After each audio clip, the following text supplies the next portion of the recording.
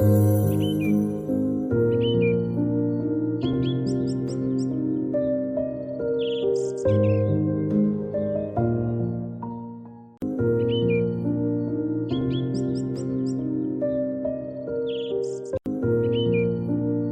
nice to be here.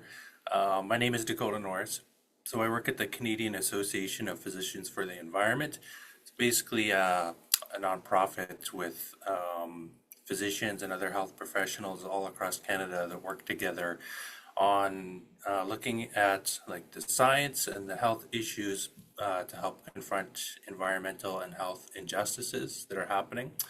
And in my role specifically, I extend that work further with Indigenous communities. So I work with a lot of Indigenous communities, especially in Alberta and British Columbia, on these health and environment.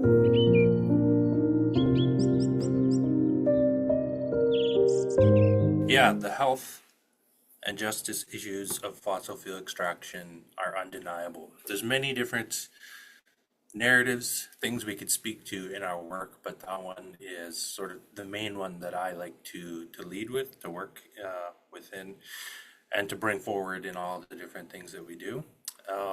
And why is that? Well, within communities, whether we're talking about physicians and Indigenous peoples or actual communities, in neighboring provinces or wherever, there's many different health, justice, and environmental issues from fossil fuel extraction, whether that's through emissions, wildfire smoke, tailings ponds, which contain a lot of the chemicals and other things that come from extraction, many different issues. So it may seem like all these different issues are happening in many different communities. There's different levels of evidence, there's different levels of harms. But in reality, all of these issues, as well as all these communities, are united in that these are the impacts of fossil fuel extraction. And all these communities aren't, separate voices speaking about separate issues. This is one larger story about fossil fuel extraction that needs to be worked on. You may not know this, though, as an individual experiencing these issues, as a physician concerned about these issues, or as just a general member of the public, because we are up against many million and billion-dollar companies who are fueling a lot of narratives that are harmful and sort of deny a lot of these issues. There's just a fire hood of many different falsehoods that are presented to us through social media, so-called think tanks and grassroots groups, traditional media, billboards, all these things telling us that everything is okay, there's nothing to be worried about, we depend on this, fossil fuel extraction is inevitable.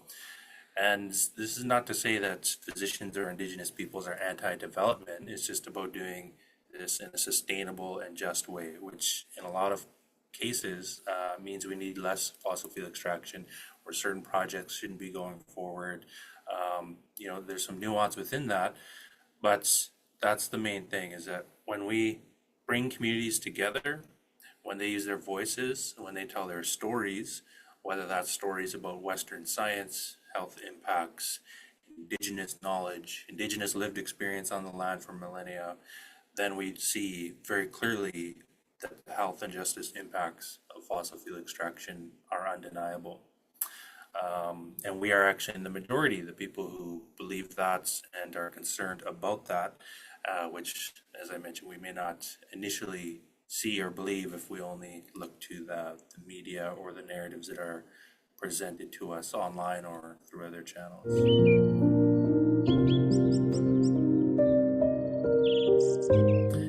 Yeah, absolutely. As many people know, there's something called two-eyed seeing or braiding knowledges, the idea of the power behind acknowledging, respecting, and bringing together Western science and Indigenous knowledge. So Western science can tell us through research, through data, through just the medical worldview, the health impacts that are happening from fossil fuel extraction or whatever other issue. So they can affirm that, they can validate a lot of those concerns, they can make it very clear what's happening to our bodies, to our environments, and why this is an issue for us. Indigenous knowledge, a lot of Indigenous peoples have very nuanced knowledge about things like the land, the health of the land, the trends that are happening, climate change impacts over millennia, um, the patterns of animals, any non-human beings, water, all these different things. So they have very on the ground, you might say frontline awareness and understanding of climate change, environmental, and other impacts that are happening on the land and to their health. So that lived experience combined with that millennia of knowledge from living where they are and having intimate relationships with the land can be very informative and can fill in a lot of the gaps that Western science or medical knowledge may have right now, or can, yeah, so filling in the gaps as well as I had a second point there. It's slipping me right now, but basically these two knowledge systems come together, complement each other.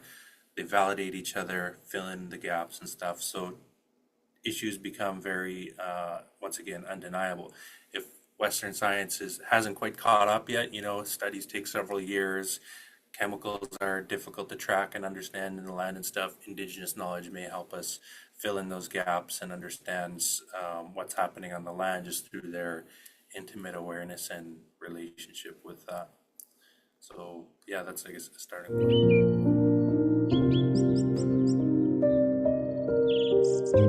One of the ways that it helps bridge that is overcoming the need for perfection. So a lot of the counter narratives to people who are concerned about health, justice, and the environment and how that's related to fossil fuel extraction might say something like there's not enough statistical evidence, or Indigenous people's understanding of the land isn't nuanced enough. They're not accounting for certain factors. They're not accounting for perhaps some cumulative effects or lifestyle factors or whatever that might be impacting their health issues other than fossil fuel extraction. Um, so there's this idea that we need to have perfect knowledge before we can act on something, before we can address these health, justice, and environmental issues. When we braid together worldviews, we can lead with our strengths, the strengths of the scientific method, of research, of how, Western medicine, as well as the strengths of people on the land and indigenous knowledge and their lifestyles on the front line. Um, yeah, so they can lead with their strengths, they can come together and they can tell a more comprehensive story. They can bring pieces together to help us understand at a bigger picture what's the larger story of what's happening and overcome that need for perfection or the push for us to have perfect knowledge before we act on something. And then we can also advocate from those strengths, from those shared voices, for something such as the precautionary principle, which is sort of a policy tool, if you will, that says we don't need perfect knowledge before we act on something. And we can strengthen the case for using the precautionary principle when we have some medical evidence and concern, as well as some indigenous knowledge and concern that there are issues. Um, so that's really how I would view it. It's overcoming the need for individual people or communities or causes to be perfect, but lead with their strengths and encourage us to come together and create a shared story in the work that we do. Land is sacred, I would say, through an indigenous worldview, but through many worldviews. Even through a medical worldview, which is even if we remove any spiritual component of a medical worldview, land can still be viewed as sacred because our health is so intimately tied as human beings to the health of the land.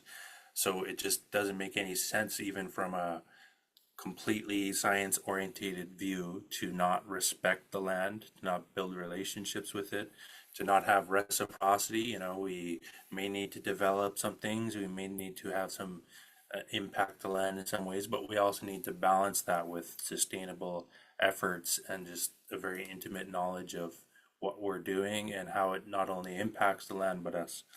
Secondly, I would say that extends not like that sacredness extends not just to the land, but also to water, to air, to all non-human kin, like animals, fish, the soil, plants, all these different things. As we know, like medical knowledge is catching up with the idea that everything is interrelated. As I mentioned, our health depends on the land, which depends on soil health, which depends on water. All these things are very interconnected. Indigenous peoples, this is my view, have sort of ascertained that, understood that through their living on the land. Um, they have just a very strong awareness and orientation towards all the interrelatedness of the world and ourselves, how we are not actually separate things. You know, we are all interconnected with the land, with the water, with the air, with each other. And so that's where these principles, these values that many different indigenous nations who have different cultures, different geographies, different histories share a lot of similar values, which is the importance of relationships, of reciprocity between all these things we're related to, between respecting the land and the water and the air and the non-human kin. Um, yeah, these values emerge because of that awareness, which in turn becomes a sacred relationship once we realize that our lives not only depend on, but are very intimately connected with our environments. And then through ceremonies, through providing that respect, through living on the land, we continue to strengthen all those values and those relationships. And then, yes, the medical world is catching up with that understanding. We're creating different models, prescriptions, medicines, and frameworks for understanding that importance and strengthening it.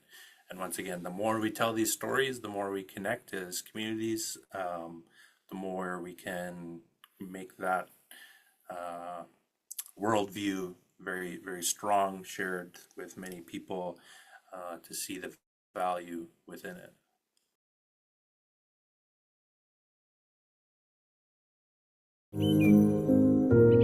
Yeah, another big question. I'll start with some insight that I've gained working with some of our Indigenous partners, with some Indigenous communities across the country.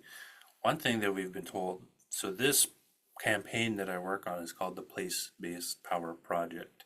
So the idea is not that we're bringing power to places, communities across the country, but that these communities already have power that we just need to find out how to leverage together through our partnerships.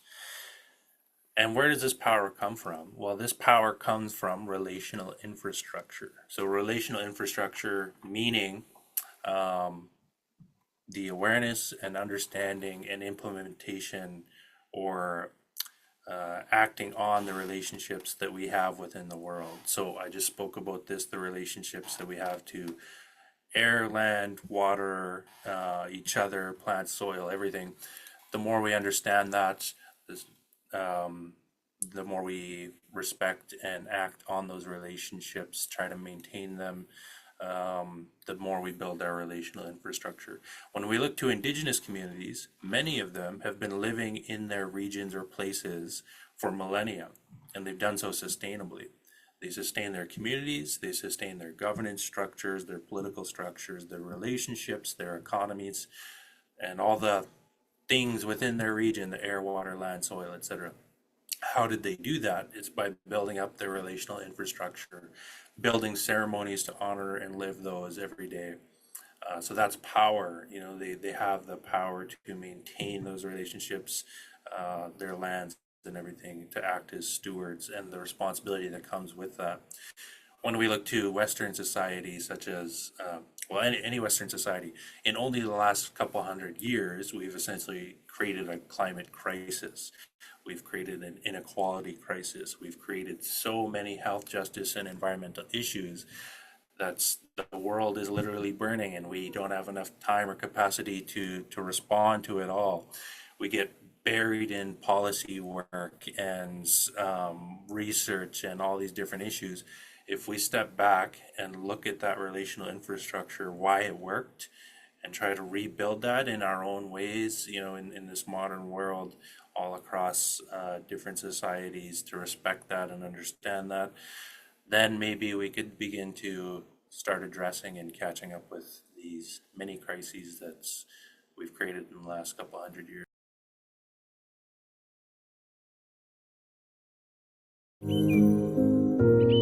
Yeah, well, first of all, I'll say I think I've done many projects with many funders.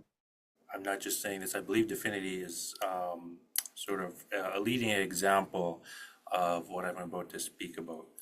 And it's the idea that funders also should embrace relationality and stewardship in how they fund. So a lot of traditional funders, like let's say a government, may offer funds, and in exchange, they may expect very concrete deliverables, actions, outcomes, and they want to monitor and evaluate and learn from those outcomes. So often there's a pretty rigid structure of what we're hoping to achieve, and that's good because there's sayings like what gets measured gets managed. Setting smart goals is a known way to advance things and get things done, especially in such a complex world where there's so many interrelated issues and we can get pulled aside, especially in a world where there are million and billionaire backed projects that are attempting to distract and divide us. So I understand the push for rigidity and smart goals and all these frameworks that often dominate funding. However, the reality for a project such as the one I'm working on and many others is that we don't know what we don't know yet because these stories haven't been shared. Communities haven't had an opportunity to come together in a meaningful way at times. So when we work with our Indigenous partners or communities, we're not going there and saying, this is what we're doing and this is how it's going to get done. We're going there to say, hey, we would like to understand your issues. We would like to share what we know from a medical perspective or a Western science perspective. And then together we can relate and understand how can we bring these different strengths and worldviews together, and what kind of actions can we then work on. And even those actions can change day by day or week by week because the world is constantly changing. New policies are being announced by the government, which will be very harmful for health justice and the environment. New narratives are being pushed out there. Our understanding of the world constantly changes through new research and stuff. So the more we have time and space to relate to each other, the more we can adapt to this very complex world and identify the leverage points for our shared power. And we will never understand that if we don't take that time to connect, not just one time in one place, but many times in many places. So that's the idea of relationality. And then for funders to embrace the idea of stewardship, they are not simply giving funds for us to leverage, they are helping us as well steward our projects, our advocacy, our relationships.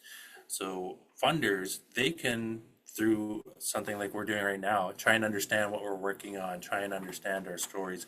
They can come meet us, they can come into community with us to really get that on the ground understanding of the complex world that we're trying to work within, and how we're relating to each other, and how that is then translated into impact. So biggest takeaway, our understanding of impact, how we can leverage funds to change the world, or at least put our small pebble into the mountain of work that needs to be done,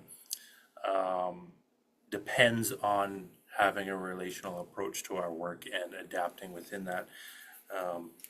So yeah, I would just encourage that. Embrace relationality, stewardship, and the understanding that our leverage and our impact will constantly be changing, and we need to adapt with that as funders and work together, and we can really make a really much bigger difference than we could have ever hoped to plan or try and implement from the beginning without all of that.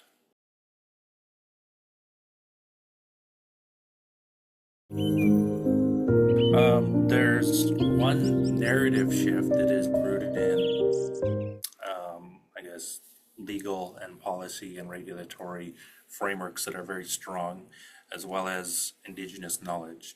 And that narrative shift that we are trying to bring forward is that every single person in a community, in a cause, in a country is a rights holder. You are not a stakeholder.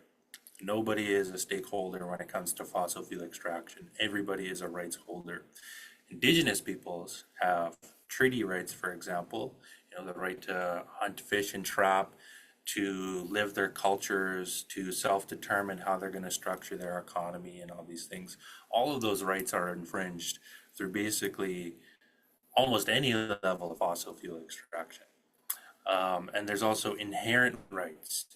Indigenous people, by being the first peoples of this land and their intimate relationship within it, have inherent rights that are not granted by the government of Canada. They are just inherently given through the relationship through the land, and they're being the first stewards and people of this land. That can't be taken away. And if there's a wildfire, if there's a flood, if there's fossil fuel extraction that says these can no longer use their land, they're going to be displaced. The ability to adapt or be resilient has just completely been compromised. Then that right is being infringed. Property holders, people who own their houses, people who have a farm, people who own any kind of land are rights holders. They have property rights. Every single Canadian has the right to a healthy environment. That's a law within Canada. And when we burn so much or extract so much fossil fuels, that's we've compromised our ability to be healthy, which I would say we're at that point now with wildfires and so many other issues. Then that right is being compromised. So I would keep that in mind. Every single person in this country is a rights holder, not a stakeholder, which means you have that leverage, that legal, regulatory, and policy power that you can leverage. You are not an afterthought. You are not a side effect.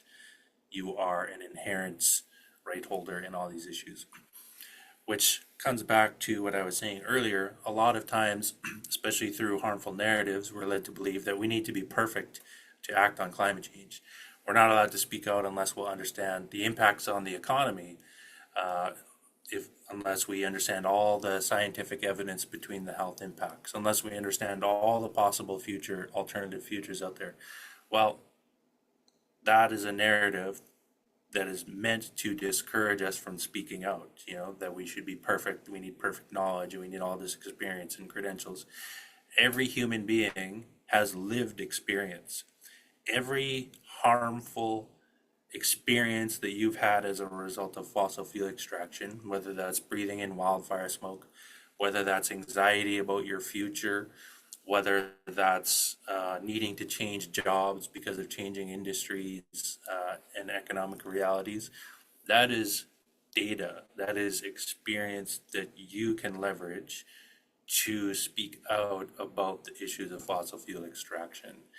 So every human being, every person in this country is a rights holder, has inherent power in the narratives around fossil fuel extraction, and has lived experience that is valuable and necessary to contribute to, creating a different reality where we are not so dependent on fossil fuel extraction.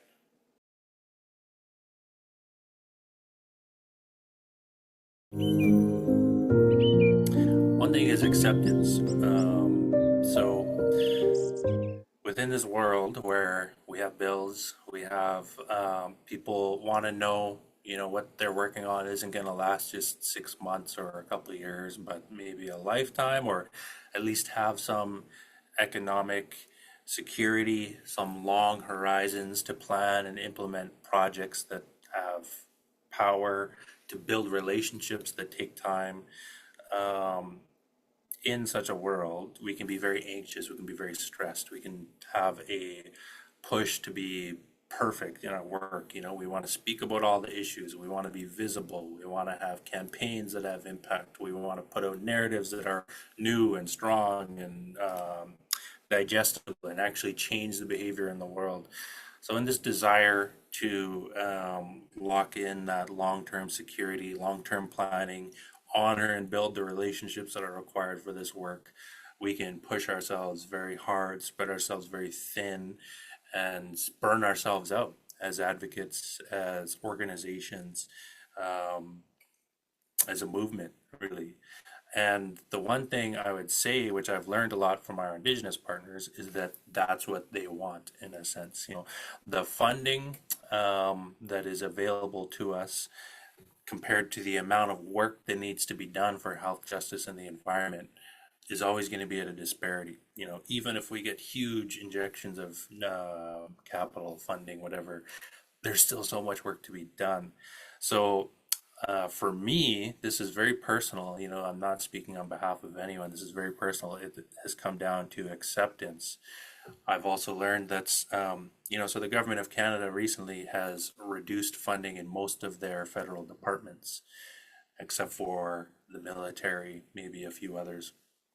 Um, to me, that's a signal that we are being encouraged to rely more and more on a colonial capitalist system and find our security and our stability in those systems rather than in being advocates, in being nonprofits, in being grassroots relational organizations. So it's almost a principle for me at this point to try and accept the fact that the system is designed such that there will be insecurity. There will be many incentives to leave this work. There will be many pressures that's foster burnout or anxiety or hopelessness or whatever. And as we step back, we can sort of begin to accept that um, we don't need to be perfect. Those are not our uh, fault. Those are not our issues. We can live within this work um, because they don't want us to, you know, because the system is not designed for us to exist sustainably in this work. The more we can acknowledge these realities and accept them and talk about them, um, the more we can realize that as individual advocates or organizations, our these stressors are inherent in the system that we live in and not our individual fault. So we can take a little bit of that pressure off ourselves to try and be so perfect. And learning from Indigenous partners as well, many Indigenous communities or nations have been struggling for centuries, for millennia, in a colonial capitalist economy. And somehow they've managed to sustain themselves. Somehow they managed to continue showing up.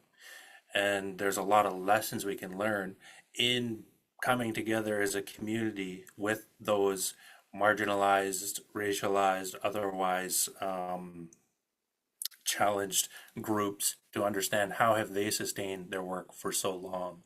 And I've learned many little lessons, such as acceptance, such as realizing we don't need to be everything for everybody as advocates. You know, we can lean into our strengths, our stories, our lived experience. And we don't need to react to every single narrative, every single policy that is put out there. We can hold our power, recognize our strengths, and lean into our stories and our values rather than trying to do every project and campaign and speech and everything perfectly. As funders, maybe acknowledging all that's the end result could be, again, coming back to relationality and stewardship, trying to reduce the stressors on organizations who maybe feel like they need to be perfect or implement everything on time, on budget every single time, to hit every deliverable that was agreed to, um, and to maybe, I'm sure there's many standard recommendations to have longer term funding, more flexible funding, more relational funding. That's what it comes down to for me. So yeah, big, big thoughts, big feelings, very personal. So I'm not speaking on behalf of Cape or anybody there, but that's what I've come to understand and where I'm working from in my work.